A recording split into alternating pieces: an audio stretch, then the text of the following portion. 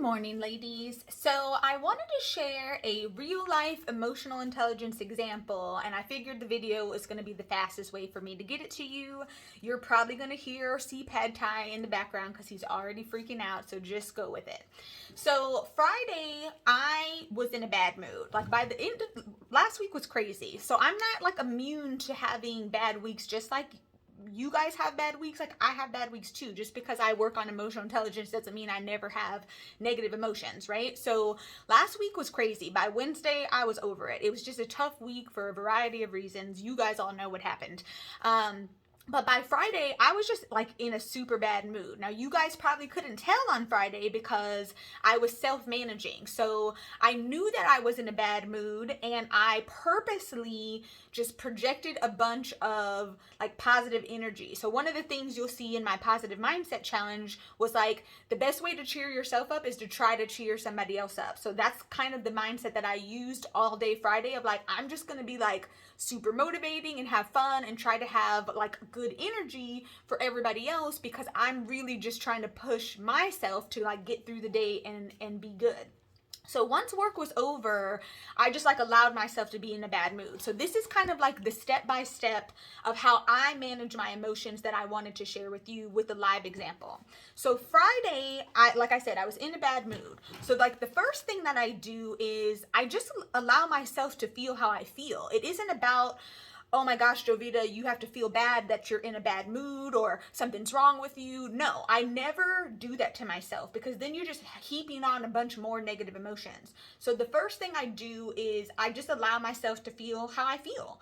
And I usually give myself like a 24-hour limit though. Like in fairness, you need to give yourself a cap, right? Like I'm going to go ahead and feel how I feel, let it, get it out, whatever anger or grumpiness or crankiness or whatever, like go ahead and feel that way, right? So like that's number one, is just allow yourself to feel how you feel. The second part of that though is the self-management. So like I said, at work, I obviously can't come across being like grumpy and miserable, because then that has repercussions that I will regret in the future. So the self-management part of emotional intelligence is key. I know that I'm in a bad mood. I haven't processed all my emotions yet, but here are the things that I'm going to do to allow myself to get through it. Like I said, I focus on just like, I'm going to cheer everybody else up because I'm sure other people are feeling like grumpy. I don't want people to tell that I'm grumpy. So I'm just going to like cheer everybody else up. The other thing that I always do when I'm in a bad mood, I never make decisions that are super important or critical. I don't like to make decisions when I'm in a bad mood. I think I talked to a couple of you about that last week. Is like, I don't want to make decisions when I'm in a bad mood. And then the other thing I did for self-management was like after work, I just didn't, like I didn't go out, I didn't go interact with other people, I didn't do anything else where my anger or my like I might snap at somebody or do anything. So I just kept to myself and I didn't put myself in a position where I might react poorly. Now that's a little bit easier for me because I live alone and the rest of you all don't live alone. So a tip for you, for those who don't live alone, is like, okay, if there's something that you need to do like between work and when you get home, maybe you take an extra long ride in the car before you get home. Maybe you tell them like, hey, I need like 15 minutes to myself so that I can just like process this. Or like in the case, like I said, at work where I was just trying to cheer people up, you might have to like push that energy through the rest of your day with your people at home, because it tends to happen where like whatever is happening to us at work, we bring that into the household, and you don't want it to affect, how your relationships are at home. So again, one, don't try to fight your emotion. Don't try to like beat yourself up that you're upset. Just go ahead and be upset, but then self-manage so that your anger, upset, or frustration or whatever isn't affecting everybody else around you, right? So that's the thing. So then the next morning when I'm like, okay, I need to process my emotion. So this is where that self-awareness piece of like identifying your emotional triggers and really actually identifying what's wrong with you, this is what's key. So I use that time Saturday morning to really be like, why are you upset about this? And like just dig in and dig in and dig in.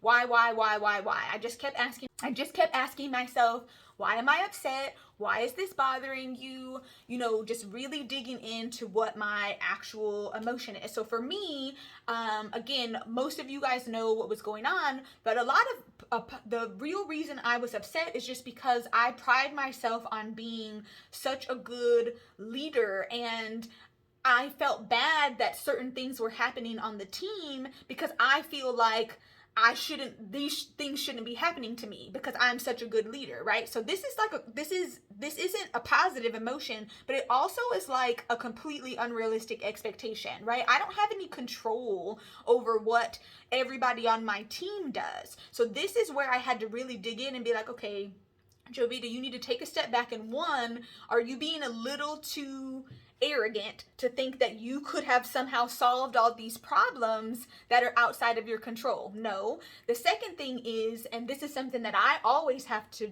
work on for myself, is I always have ridiculously high expectations of myself and others. You guys work for me, you know. So I have to take a step back and be like, your expectations aren't realistic, and what you're thinking you can accomplish isn't even possible. So you have to stop thinking like that. So once I kind of figured out the why of like where I was really, you know, it took a while to get back, but my why of why I was so upset is because I felt like a failure. Like I should have been able to foresee this or fix it or resolve it. If I had been working, you know, full time at Covington, these things wouldn't happen. And like none of that's true. You know, like just because I felt that way, like once I really dug in and reframed it, I'm like, well, none of that's actually true, right? So then this is the reframe period. So again, we let ourselves feel our emotions. We did the self-management so my emotions weren't affecting others. I did the self-awareness piece to figure out why I was really upset. And now we're going to do the reframe. So the reframe is, let's get clear expectations in our mind. Let's talk about the things that we can control. And then let's talk about, because what I can control is my behavior and what I'm doing. So what can I do on Monday now, this week coming up? What are the things that I can do, that I can contribute to the team, how I can be successful with the team, and just focusing on the things that I can control. So at least now I go in with a positive mindset of like, these are things I can contribute. This is how I can add value. Bam.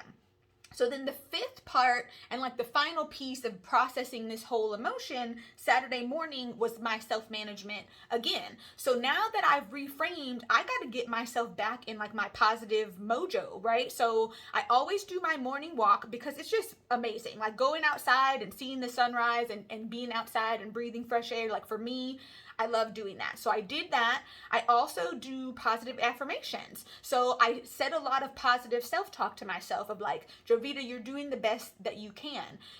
Even though you're not working full time, you're still giving like 100% of your energy when you are working.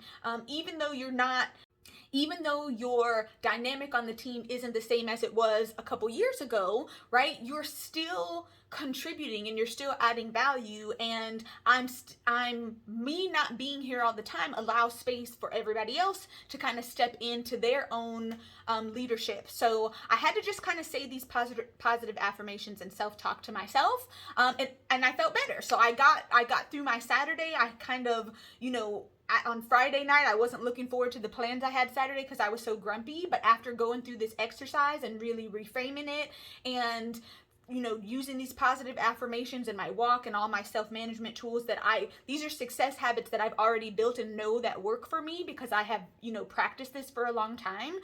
So my goal here to share this with you is just, you know, so you guys know I'm not immune to having negative emotions. Everybody's going to have them, regardless of how successful you are, regardless of how developed you are. It doesn't change the fact that we all have the emotions.